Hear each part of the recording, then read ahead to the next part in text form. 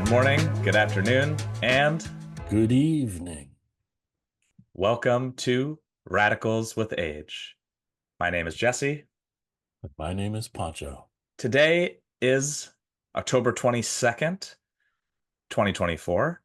However, this episode will air on October 30th, which will be 6 days before the presidential election. In our next episode, which we've already recorded but haven't released, Pancho said, and I quote, that this is the most important election ever.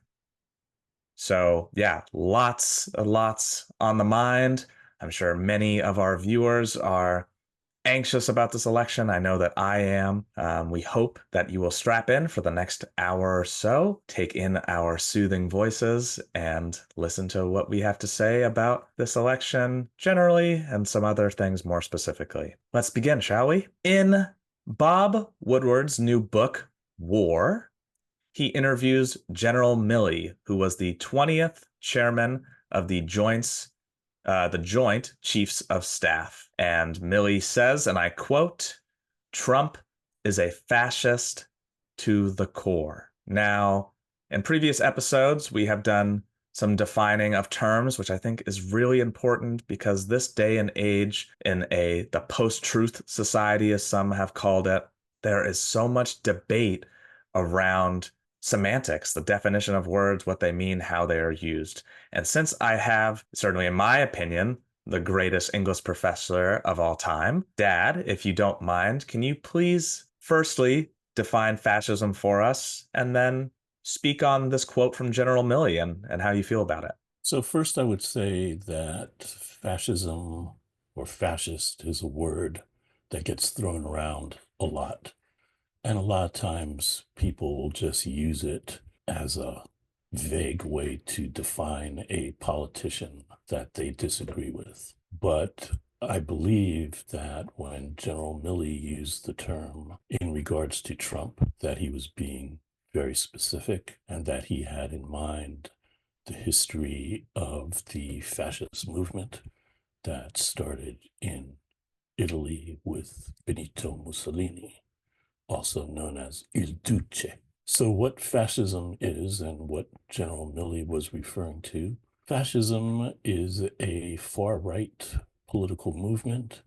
It believes in authoritarianism, one-man rule, cult of personality. It is also usually very ultra-nationalist, so that you care about yourself more than you care about the rest of the world. Fascism usually involves suppression of the opposition. It is therefore the opposite of democracy. It's the opposite of egalitarianism, usually characterized by some notion of racial purity, which makes it anti-immigrant. It promotes violence to achieve its goals, and it almost always has an element of racism connected to it. And it often has a preoccupation with the notion of a community in decline and some kind of victimhood. The enemy within. The enemy within. The word fascism comes from the Latin word fasces, and it had a particular symbol of authority. This goes back to ancient Rome. It's a bundle of rods tied around an axe. And actually, in the Capitol, there is a statue of George Washington with the fascist symbol, the rods and the axe, which is kind of interesting. Yeah, was George Washington a fascist? I wouldn't say George Washington was a fascist, but the founding fathers definitely had a preoccupation with the ancient world, Greece and Rome, probably more Rome than And Greece. and Egypt, of course. And Egypt, of course. And so I think that it's interesting that that statue exists. And Mussolini was modeling himself on the Emperor Augustus, the first emperor of Rome, who took over after Julius Caesar was assassinated in 44 BCE. By Brutus? Yes, I only know yes, that from Mean Girls, which is embarrassing. yes. But hey, whatever it takes to learn a new fact. There you go. Brutus was just as cute as Caesar. Yes. So after Julius Caesar died, there was this struggle for power. And Octavian, after defeating Mark Antony and Cleopatra, he gained all the power and changed his name to Augustus and was the first Roman emperor. And he was supposed to be theoretically more democratic than Julius Caesar was. But in fact, he was a one-man rule. He kept putting himself down and saying he didn't really have all the power, that the people had the power. But anyway, he had the power. And so Mussolini was modeling himself on Augustus. So that's a quick definition of the characteristics of fascism. And of course, another form of fascism was adopted by Adolf Hitler Your boy. and my boy. Did you And ever did you ever actually read Mein Kampf as like a joke? I bought it for you when I was in high school or something because I think you mentioned it wasn't in your library, so I got it for you. Have you ever flipped through it or is it just sitting around somewhere? I used to go around the state giving talks, and one of the talks I gave was on banned books. And so in that talk, I actually talked about Mein Kampf and used a quote from it Ah, because the book was banned in Germany. And that's been a controversy over the last several years because a group of people wanted to put out a scholarly edition of Mein Kampf. It caused all kinds of political controversy because anything connected to the Nazis is banned in Germany. Anyway, as Mussolini was obsessed with Rome, Hitler was obsessed with ancient Greece. mm. And a lot of Nazi architecture is based on Greek architecture. I guess there were two things in particular that Hitler liked about Greece. One was the city of Sparta with its heavily militaristic system and its notion of racial purity, and in the city of Athens, supposedly the, you know, center of democracy. In Athens, in order to be a citizen of Athens, both of your parents had to have been born in Athens. And so anybody who was not a citizen was essentially treated as a second class citizen, couldn't participate in the political process, etc. And was So and both parents, so this is like a to both parents had to have been born in Athens in order for you to be a citizen. wow. So to sort of shout out an author we like, Danzy Senna, it's kind of like Caucasia a little bit that like, just these very small little differences in that book if viewers aren't familiar about two siblings that are mixed race, but because one is much darker than the other, they are treated, of course, very differently. Yeah, so I could just see, I imagine I haven't been to, well, I have been to Greece, but I haven't been to Athens. I'm sure it's not all that big of a city. One of your parents, if your grandparents, let's say, are from Athens, but then they, childbirth, especially I imagine in ancient Greece, wasn't necessarily a walk in the park. If you're on vacation or if you, are just out on a hike and then you give birth, now you lose that whatever citizenship status. That's crazy. Yeah, and interestingly enough, Pericles, who's probably the most important ruler of Athens, his partner was not born in Athens, and Mm. so she could not be a citizen, Nor could their children by nor that could nor logic. could nor could their children. Wow. And that's how it went, or did he able being the That's ruler be how able to change it? that's how it went. Wow. Very interesting. That does sound pretty fascist. It is pretty fascist. I think another characteristic of fascism is not only one man rule, but a fascination with quote unquote masculinity.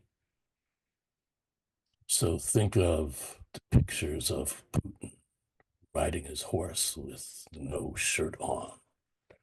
Pretty Think masculine, not gonna lie. pretty think about the comment a few days ago that Trump made about the size of Arnold Palmer's penis.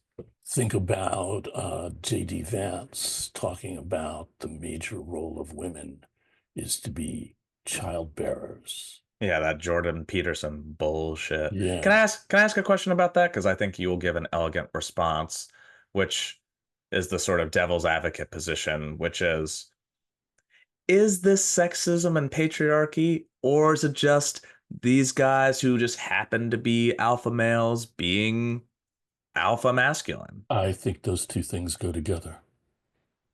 I think that an obsession with one's own or somebody else's masculinity is a form of sort of chauvinism Mm. and misogyny, because women are always considered to be second class.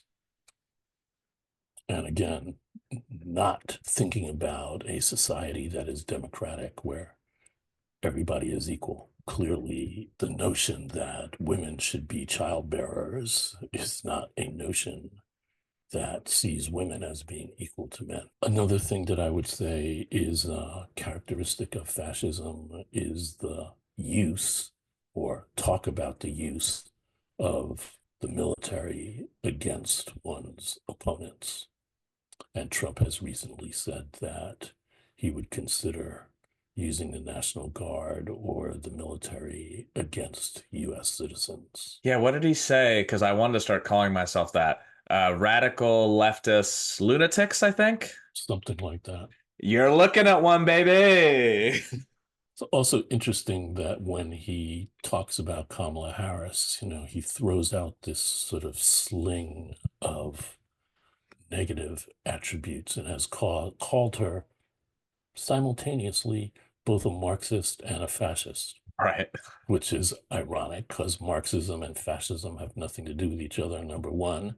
And number two, he obviously doesn't know what fascism is because he is the epitome of fascism.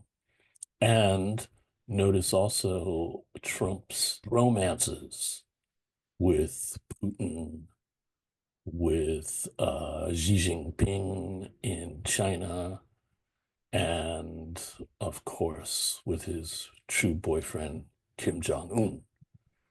Yeah. And remember that Not, they trade not they trade love letters with each other. yeah, that Kim Jong-un is not our boy. That's Trump's boy for That sure. is Trump's boy, and also his envy of the Prime Minister of Hungary, Viktor Orban, Mm. who has complete control over the country, and Trump would like to have the same kind of control. So that's your basic example of fascism. It seems to me that, to get back to the original question, that General Milley was completely correct, that Trump is definitely a fascist. He admires other fascists, and he wasn't as prepared the first time around to be a total fascist. And he has, quote unquote, learned his lesson, and he's going to be much more prepared this time around. And that is why he's dangerous. I will say, I do have a critique of General Milley. He is not coming out and making a speech in public. He's doing an interview with Bob Woodward, and the quote is in Bob Woodward's book. I wish that Republicans who are opposed to Trump, of which there are many, Mitt Romney, George Bush, Marco Rubio, I wish they would come out and say something publicly. And then there's my true boy, Mitch McConnell, in a Mitchie. in a new biography of Mitch. Mitch is quoted as saying that Trump deserves to pay for what he did on January 6th. Mm. Mitch could have ended all of this Right. if he had voted to impeach Trump, because then he would, if he had been convicted in the Senate, he would not have been allowed to run for office again. And He it was right there. It was all on him. He could have decided that because of course, all the Democrats were in favor of it, and it was more or less even. Or did we have control? Oh, we had control of the Senate, but he was the minority leader. He was the majority leader then. Okay. Oh, So right, because it was the second 2 years of Trump's first term that Democrats ex- had the Senate, of course, because that was the red wave that then yeah, the Democrats took the Senate. precisely. I think it's cowardice on a certain level that these Republican people are not speaking out. They are well aware of the dangers of Trump. That's why we have to praise Liz Cheney, even though we disagree with every single thing that she stands for. And we praised her last time. She's had enough, but I agree. Exactly. Exactly. And another thing that Trump has said that he wants to do, besides saying he wants to be a dictator on day one, he has literally said that he wants to terminate the Constitution. Right. And that is why this election is so important. Trump has said exactly what he's going to do.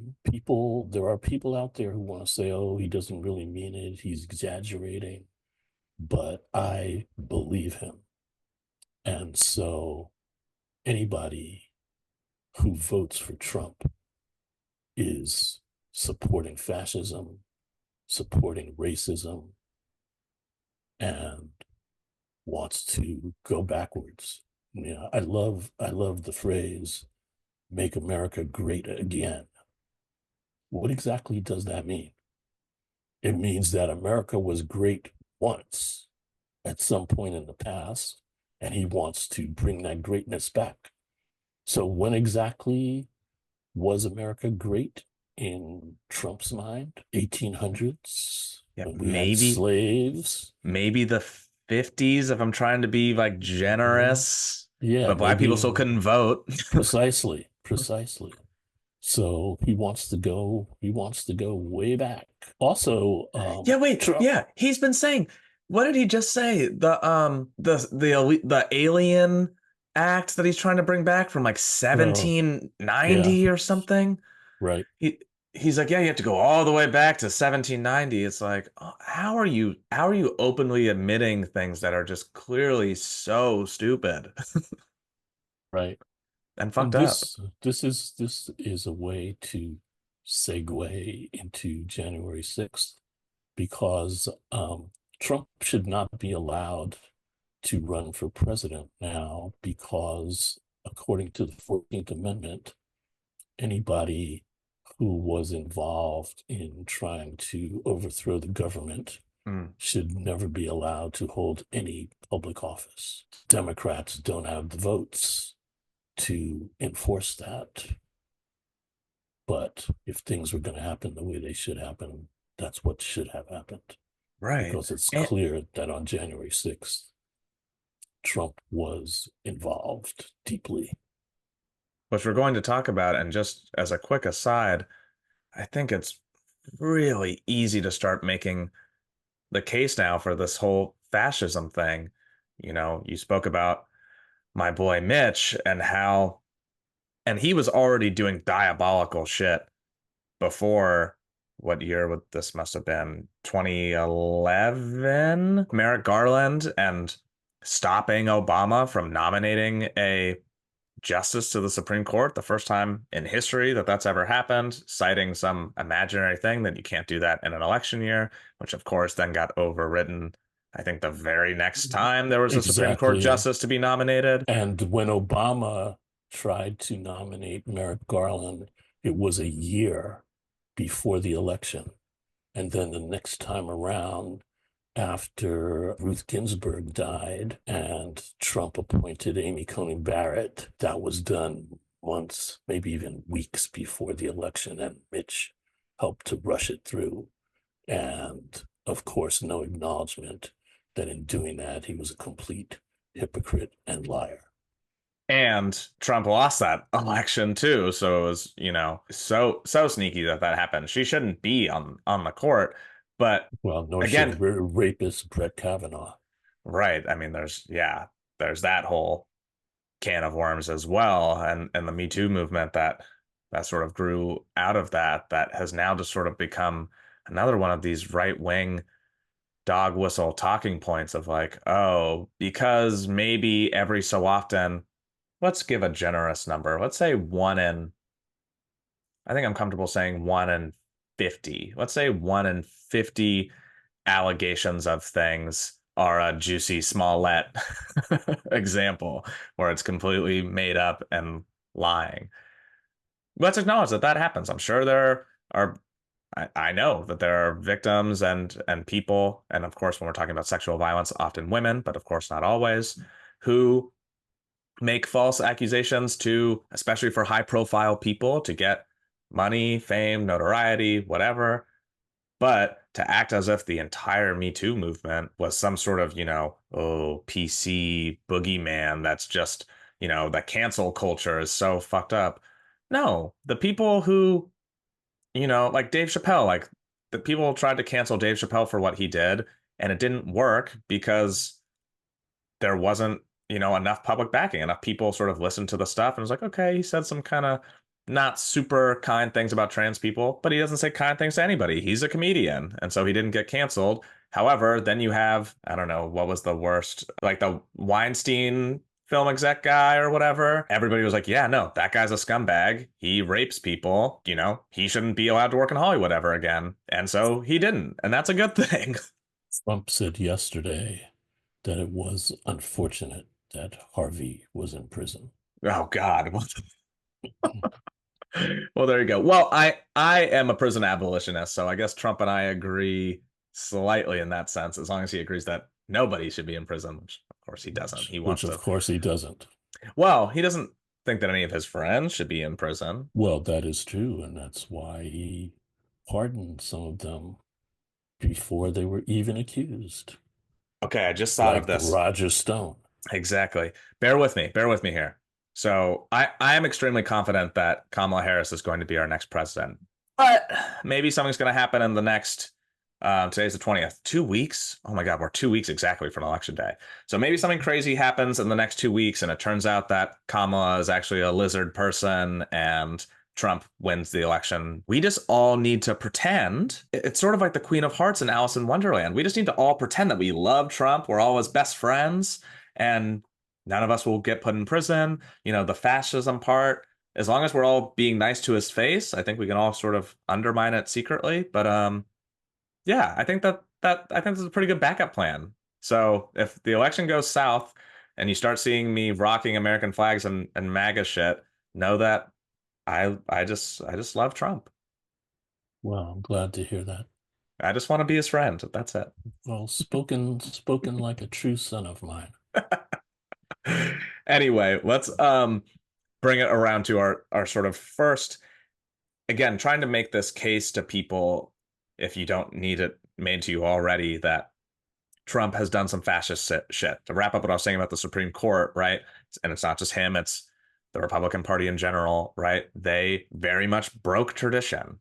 And not only stopping a Democratic president from putting in his nominee, but that meant that the court was then gridlocked for a year. That, and I don't know what cases came up back then, but nothing could be done. Our government was shut down. It happens all the time with the budget too, that these staunch Republicans will not agree to vote on the budget. And then it's like, oh, the government is going to shut down because they can't agree on shit. I'm sure Marjorie Taylor Greene, that miserable bitch, has shut down the government on stuff. I can't remember specifics.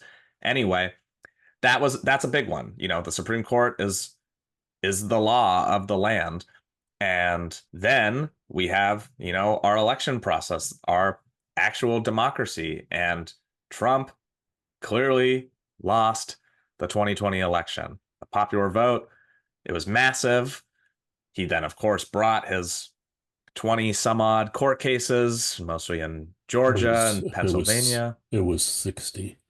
60. Holy shit. Okay, 3 times is what I thought was like a good estimate. So excuse me, 60 some odd court cases around the country, many of them to Trump appointed judges in those states and jurisdictions, and nothing came of any of them. The best thing they had was that Dinesh D'Souza quote unquote documentary that got completely debunked too. It's like, oh, well, look, somebody's pulling ballots out from under a table. It's like, yeah, but if you watch the actual whole clip, that's like what they do. They store ballots in boxes and they finish a box and then they move it out of the way and then they bring up another box. Anyway, it was clear Trump lost that election. And the last thing that he could do, since he was coming in as the whatever as the outgoing president, trying to use his vice president Mike Pence, who shout out Mike Pence because back when Trump was just starting, I was like, man, this is going to be a dastardly duo. These two, Mike Pence, who I'm almost positive is a closeted gay man, but regardless of that, has such awful positions on so many things.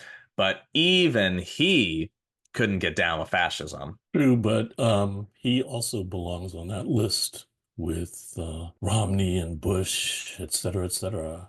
The only thing he has ever said is that he doesn't support Trump Right. for re-election, but he could come out and say a lot more than he has. Of course. He could, any of these people you've named could more or less single-handedly destroy this campaign, and they choose not to, which I of course understand because Mhm. it's this very delicate balancing act that the Republican Party is trying to do right now. It's clear they don't want Trump, but the people in that camp do. The MAGA Republicans, as they're called now, is this huge base, and they're afraid that if they don't support Trump, they'll lose their seats or not have any sway in the party anymore. So it's going to be very interesting when Trump loses, what happens to the Republican Party. Exactly. There needs to be a new Republican Party. Or just none. I would be okay with that too. Well, I think it's good to have more than one party. I mean, Absolutely. one party is one of the characteristics of fascism. Of course. I am not in favor of one party, actually, I was going to try and bring it back to Israel. I mean, maybe I sort of am in favor of a one state solution, but it would have to be so democratic, which would, of course, never happen. And You mean in Palestine a one state solution? yeah, because I feel like if it's a two-state solution, then it's just going to continue to be apartheid. But if it was a one-state solution where it's democratic, there's more Arab people in the region. All of a sudden, the majority would go to the Palestinians. And Which is precisely why Israel would never agree to that. exactly. But I was about to say I'm not in favor of one party or a one-state solution. Now thinking about it, I think I am. I think that's really realistically the best solution. Like you said, Netanyahu and that government will fight very hard, but I think that's sort of the only hope that we have of repairing shit over there. It's also interesting that the founding fathers were opposed to the idea of political parties. Entirely? Yep. So what did they suggest? Well, they just suggested people vote. Mm. So back then, in I think the first two elections, you had two candidates not identified with a party, and the person who got the most votes became president, and the person who got the second most votes became vice president. Whoa, I didn't know about that. The second place one. That is a trip. Can you imagine President Harris and Vice President Trump? Well, again, this goes to the whole winner take all notion, where if you get 50.1% of the votes, you get all of the power, and you don't have to share, you don't have to compromise. And that's part of the problem with Congress these days, is that there's no compromise whatsoever. People care about party rather than country. Totally. And that's why we're in such a screwed up situation. Agreed. Well, to get us back on track, and we've talked about this, of course, with Allende and other, leaders, particularly in, Latin and South America, though I'm sure the show we will speak extensively about at many African leaders who were overthrown or assassinated.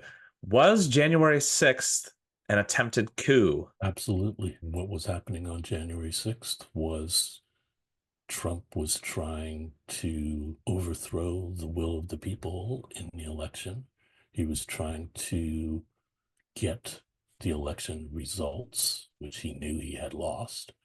He tried to get them decertified so that the election would end up going to the House of Representatives. And because the Republicans had controlled the House of Representatives in that scenario, they would have voted Trump in. And that same scenario could happen again this time around. Except that the head of the Senate is Kamala Harris. And so it'd be much harder to do that other than, yeah, using like the whole fake electors But kind of thing. It's the House, not the Oh, excuse me. Senate. Gotcha. So it could happen. Hmm. Yeah, that would be very interesting. And yeah, so I, of course, agree with you. It seems crystal clear whether you want to say that Trump knew about it or not, but it just seems so. I don't accept that argument at this point. He is clearly knows what he's saying and what he's doing.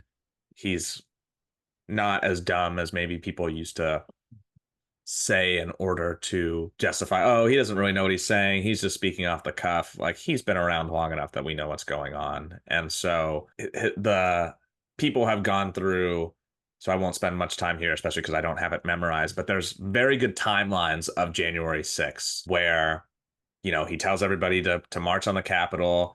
He says peacefully or whatever, a little caveat. Then it's 4 or 5 hours after when he finally tells people to go home. And during that time, that's where, all the destruction happens.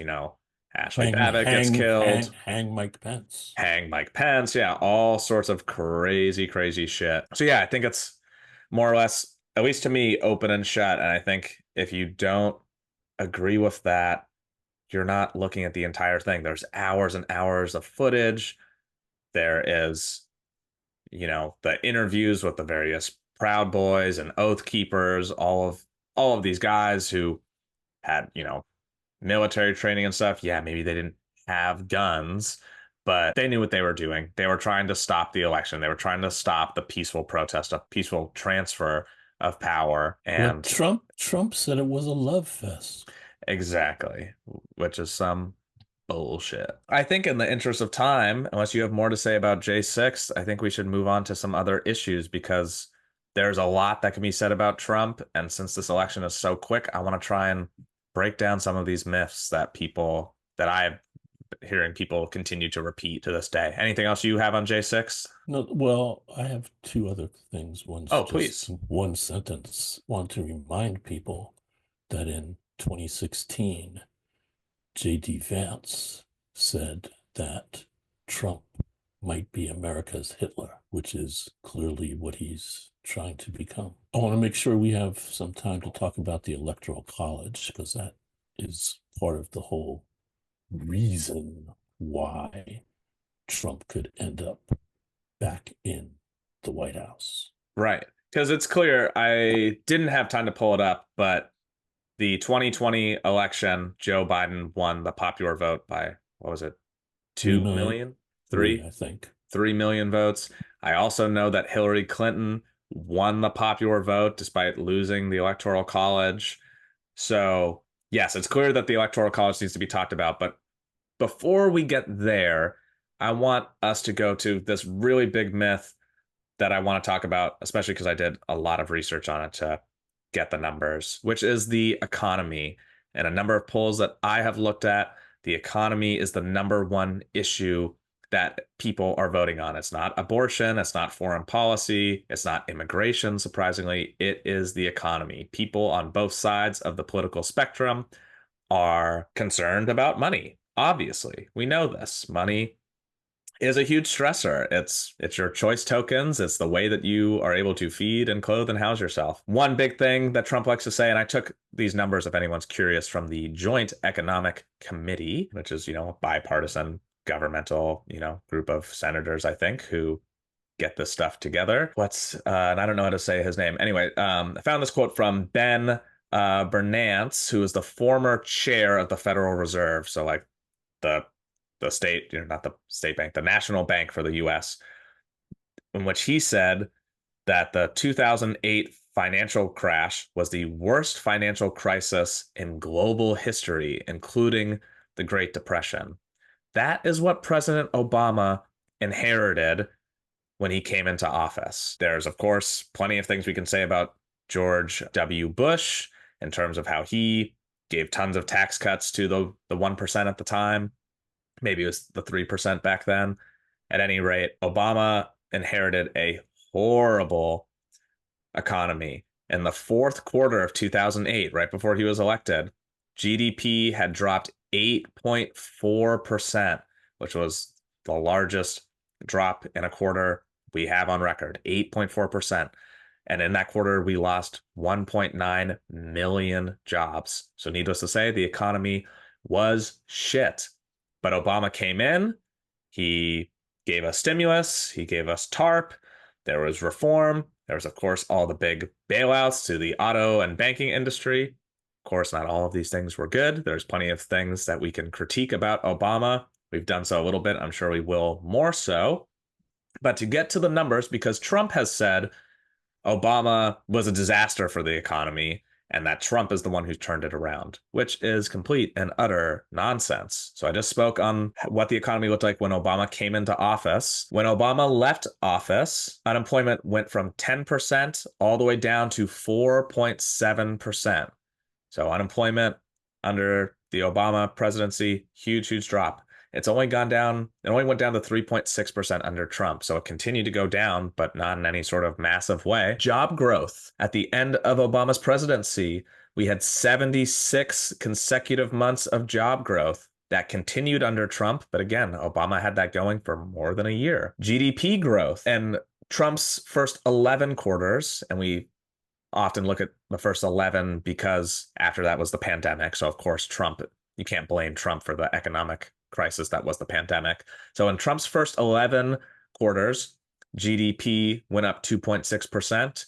And Obama's last 11 quarters, it went up 2.6%. So GDP growth was the exact same. In Obama's last 2 years in office, the median household income went up $4,800. Trump's last 2 years, only $1,400. So again, increases, but not much. And lastly, the stock market, which Trump loves to say that the stock market is his huge success. First of all, fewer than half of the American population, that would be less, not fewer there, huh? Less than half of the American population has no stocks, has none of that shit. Maybe your retirement IRA or whatever is in there. People don't own stocks. The stock market is really just Vegas for rich people. It doesn't have anything to actually do with the economy. But if we look at that, under Obama, the Dow Jones increased 150%. Under Trump, only 40%. So again, all of these numbers, and I tried to find them. I looked at a number of different sources, but I landed on this Joint Economic Committee one because I thought that it was easy to read, and it was also, from a bipartisan group. And under Biden's presidency, the stock market has had record highs multiple times. Exactly. Yeah. So that's another big piece is that Biden inherited Trump's economy, which was from Obama's. It continued to climb. Of course, there was the pandemic, which affected both Trump and Biden. But Biden's economy has also been solid. The big one, the issue that people like to talk about when it comes to Biden is inflation. Inflation, which, spoiler alert, has nothing to do with the president. But let's say that it does. June of 2022. Still during the pandemic, mind you, right? The pandemic didn't really end until later that year and didn't officially end until May of 2023. There was a peak. Inflation was at 9.1%. Now, Trump likes to say that that was the worst inflation ever. The last time that happened was in 1981. So it's not that it's unheard of. We've had record inflation other times. Inflation now, 3%. So if inflation is a big issue for you, Biden has done a great job with the Inflation Reduction Act of handling it. So inflation, not that big of a deal. If you also look at other countries post-pandemic, the US is doing way better than all of the was it G7, G11, whatever, those other countries that do similar stuff to us, your Great Britain's, your Spain, your France, Germany. We have done better on inflation than all of those other countries as well. So if the economy is your issue, it's a wash. Both the Biden administration and the Trump administration have done more or less the same thing. Obama did really fucking well. And I want to hit just one more thing, which I didn't do tons of research on, but it's Trump's favorite word apparently, which is tariffs. And as far as we have seen, and as far as my research is concerned, tariffs are fucking stupid and are really a tax increase on American people because goods are going to get more expensive. And that means we have to pay more for our goods. So if you don't want stuff to get more expensive, why would you want us in a trade war with China? I don't get it. Well, Trump doesn't understand tariffs. He seems to think that if he puts a tariff on China, that China will have to pay, but China won't have to pay a nickel. We who are buying the goods from China, because of the tariff, the prices of all those things will go up and we will suffer. Yeah, because the only solution which Trump is advocating for as well, then we just won't buy stuff from China. We'll produce it all in the US, but that's going to be more expensive too. And yes, I wouldn't disagree. I spent quite a lot of time in the last episode talking about localization and how important that is, that we shouldn't be buying and shipping goods from all over the world because that's of course wasteful and expensive. However, either way, prices will be going up and tariffs doesn't help anything. What I want to say about that is everything that you said about the stock market, et cetera, and inflation, all that stuff is true. But when people are talking about the economy being their number one issue, they're not really talking about any of that. They're talking about things like the price of gas and even more so the price of food. And the price of food has definitely gone up. Absolutely. And so that's hurting people's pocketbooks. And so they don't care what the Dow Jones is at. They don't care what the inflation rate is. They care about when they go to the grocery store and a dozen eggs have doubled in price over the last year. True, which I also looked at. That was a thing during the pandemic that has also been curbed. I think there was a 1% increase from 2022 to 2023 for your average grocery items. So yes, things skyrocketed during the pandemic and haven't gone back to that, but that's supply and demand, capitalism. That's just how that system works. Once you can convince people to pay a price for something, all the grocery stores are going to get together and be like, you know what? We don't have to charge $6 a dozen for eggs anymore. We could go back to pandemic prices of whatever, $4, $3, but yeah, we're good. Well, and that's one of the things that Harris is talking about is stopping price gouging. Exactly. And yeah, to act as if a president is responsible for grocery store prices and stuff. And again, I just feel like there's this sort of collective amnesia. Trump was the president at the beginning of the pandemic when, you couldn't get fucking toilet paper. Everything was getting more expensive. That was under him. Well, but he did help the people in Puerto Rico by throwing paper towels at them. Right. Oh my God. But not the Haitians, obviously. Well, the Haitians eat dogs and cats, so. Yeah, shocking, shocking, shocking, shocking. Well, I think we've hit the economy really well. Another big issue, which I'm sure you'd like to touch on before we get to the Electoral College, is Trump's other huge issue, which you also mentioned in your history of fascism, is immigration and the border. And I was just having a conversation with a friend this morning where I just realized California is a blue state, has sanctuary cities all over the place. And yet our border seems to be very secure. There aren't all these Mexican people flying over and destroying our towns and our cities.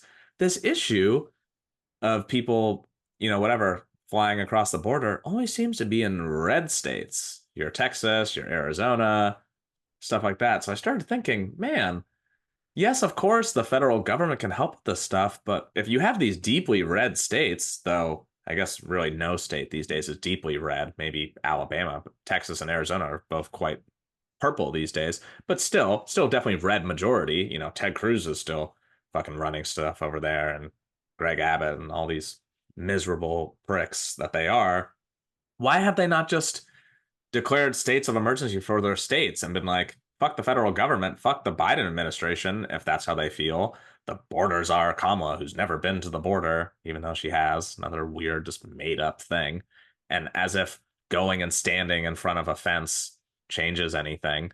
But why have these red states not just taken it into their own hands to build a wall or do whatever stuff they need to do? Seems like maybe they want the immigrants. Well, their economies would fall apart without immigrants. Yeah.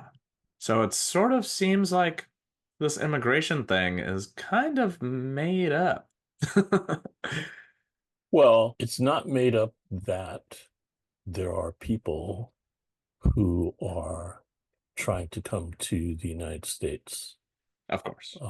But the government and politicians never ask the question. I think we talked about this before. The question is, why are people coming in the first place? And the answer is because of the shitty conditions in their home country.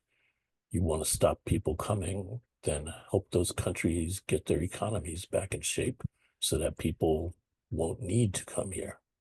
Exactly. And I hear people push on that point all the time and they say, well, what? You think America's responsible for all those countries having shitty economies? First of all, yes. Yes. Second of all, even if we didn't, if we care about immigration, if we care about curbing immigration, which all these Republicans say they do, then why would it not be in our best interest to help stabilize Honduras? We're meddling in Israel and Palestine. We meddle in all sorts of countries all over the world. Why don't we have, and I'm not advocating for this actually, but why don't we have boots on the ground in Mexico and Honduras and El Salvador to crush these gangs and drug cartels so that people can live there, right? That's not a hard thing. Exactly. Exactly. Also find it interesting, this is kind of a separate topic, but I find it interesting that the United States is giving all this military equipment to Israel to bomb the shit out of Palestinians, but we won't give Ukraine the military equipment that it needs to fight off his boy Putin. Right. Yeah, and it's crazy to see how resilient the Ukrainian people have been despite that, I think I personally believe had Kiev, I hear people say that I like to say Kiev because I just think it sounds nicer, but apparently they say Kiev over there. They do say Kiev. So I should try and be respectful of that. So if Kiev had went down easier, I think Ukraine would just be Russia. I think That's what Putin wants. that's what I'm saying. So He that was could have, he was upset when the Soviet Union broke apart because it was this Russian empire, yeah. and he wants to try to get that back. Fortunately, the Ukrainians have been able to fight against that and sort of survive, though who knows how long, because it's this weird thing where they can't join NATO. They don't want to be swallowed up by Russia. It's going to be interesting to see how that develops over the years. I lost my train of thought. How did we get to Ukraine? Oh, that we're giving money to Ukraine, or not giving money to Ukraine, but are giving it to Israel and stuff. And like we said, I'm sure there's lots that Mexico and Guatemala and these other countries could do. I know we sort of help. I think the Trump administration helped secure their borders so that people can't have these caravans that start in deeper Latin America and then come into Guatemala and then come into Mexico. But again, you're just putting band-aids on these problems. Exactly. Well, I think that covers immigration for me, and I think that covers the sort of main Trump things that I wanted to discuss. I know you want to touch on the Electoral College, which is huge because, as we already said, that's the only reason Hillary lost. And I think, at least in my lifetime, that's how George W. Bush beat John Kerry as well. So the Electoral College has been huge because the popular vote, I wanted to see, and I apologize, viewers, for not. I wanted to see when the last time a Republican candidate won the popular vote, and I think it's been quite some time. It's been a very long time.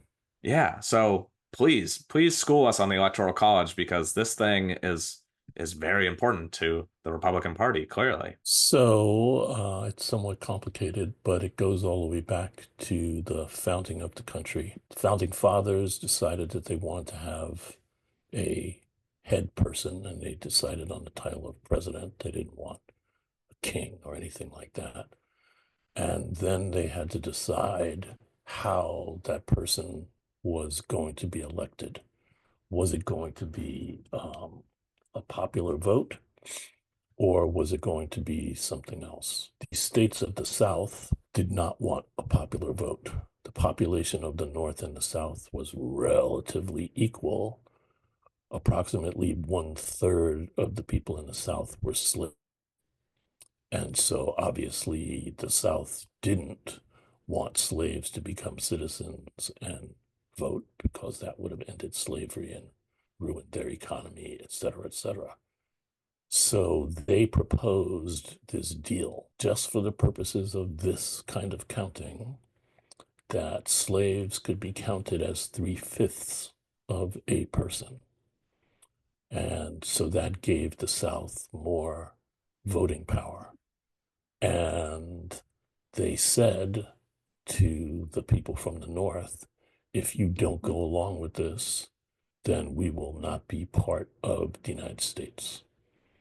And so they put the people in the North over a barrel, and they had to agree with it. The problem is when we got to the end of the Civil War and slavery theoretically ended, that should have ended the Electoral College, which I prefer to refer to as the Electoral College of Slavery, Mm. because that's all the Electoral College did at the time, was to allow the South to preserve the institution of slavery.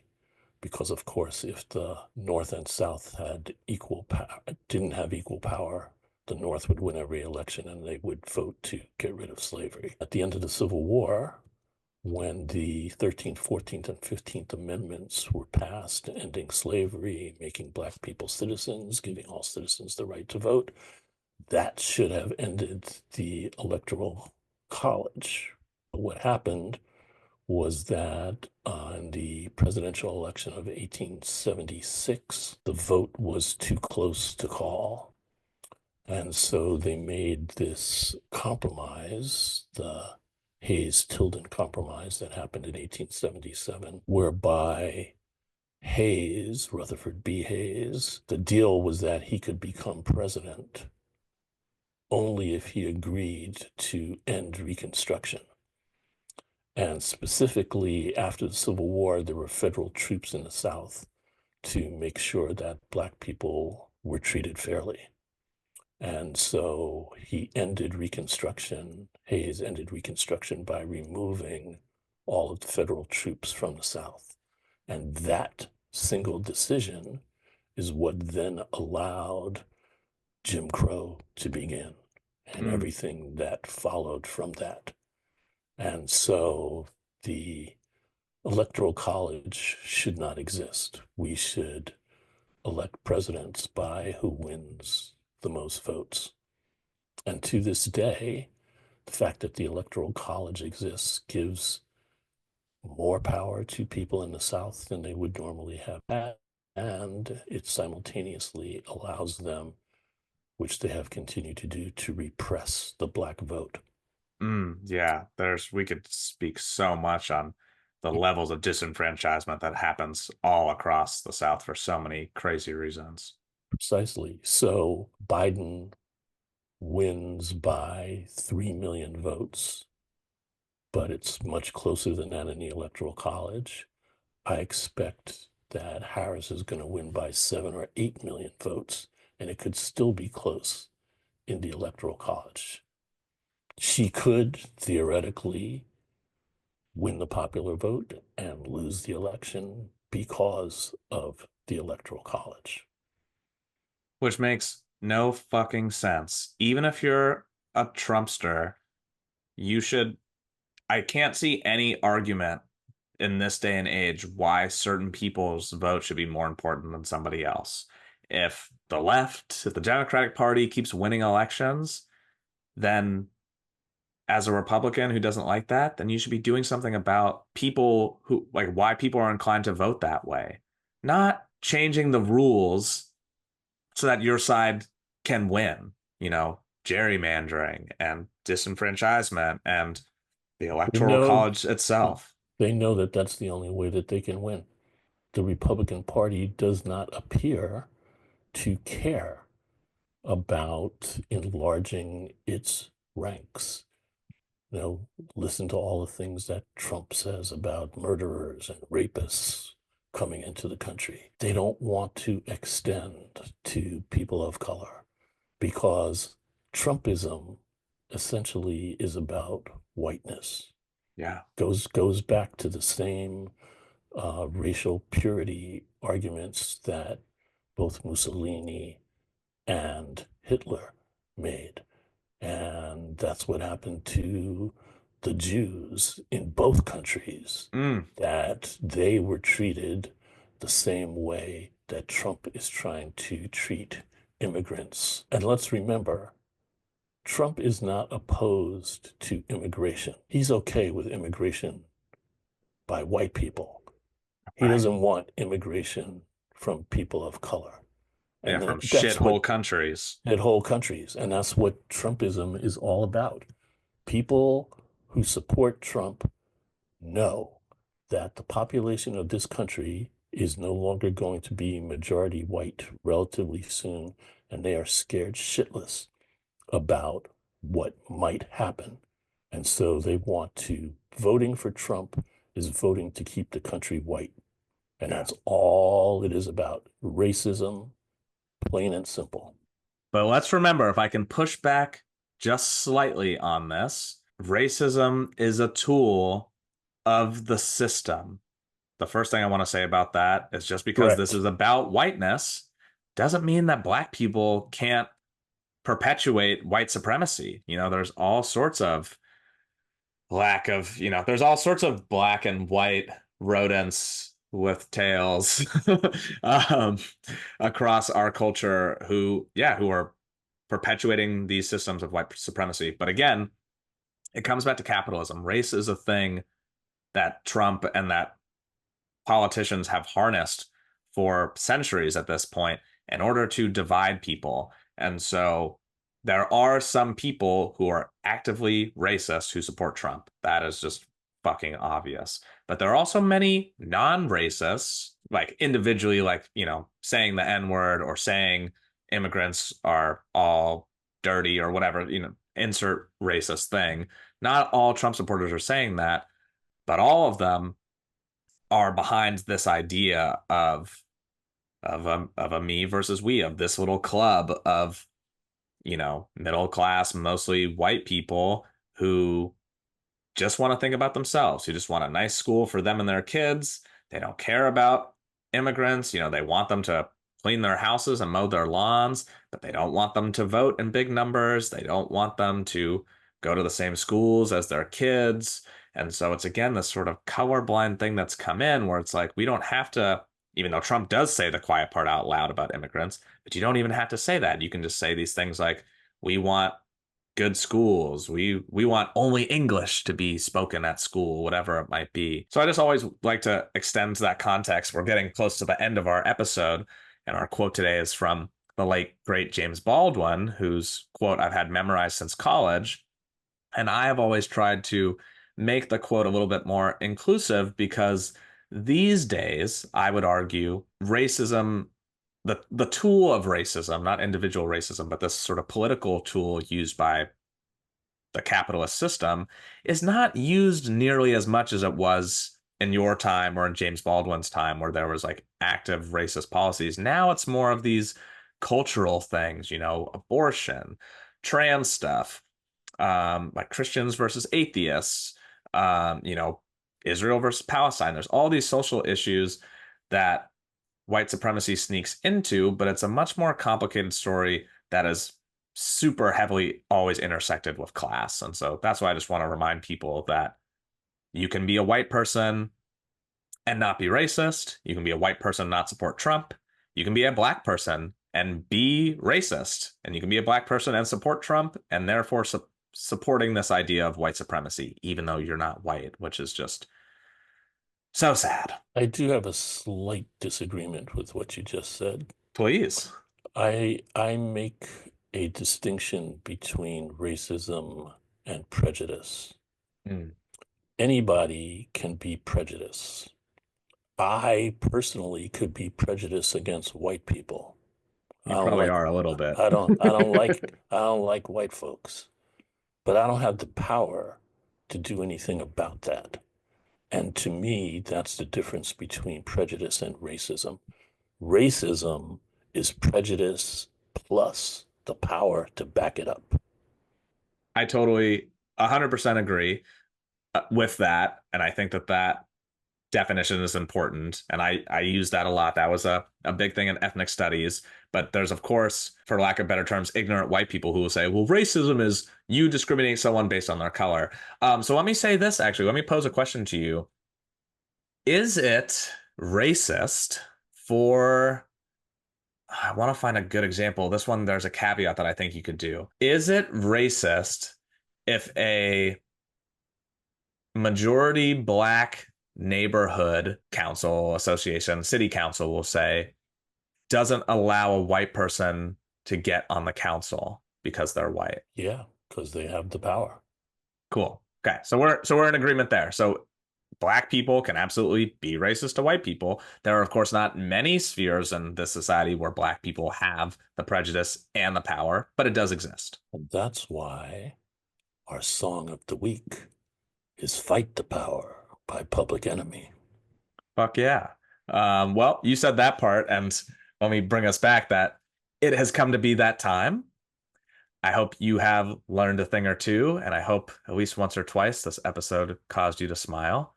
As my brilliant father just said, our song of the week, Fight the Power by Public Enemy. I'm just saying it again because it's a good song. And if you have not paid attention to the song of the week, we do have a playlist on Spotify of all of our songs of the week, as well as our beautiful theme music by cartoons that we were able to get to use for the show. Our quote of the week, as I teased a little bit earlier, is from James Baldwin.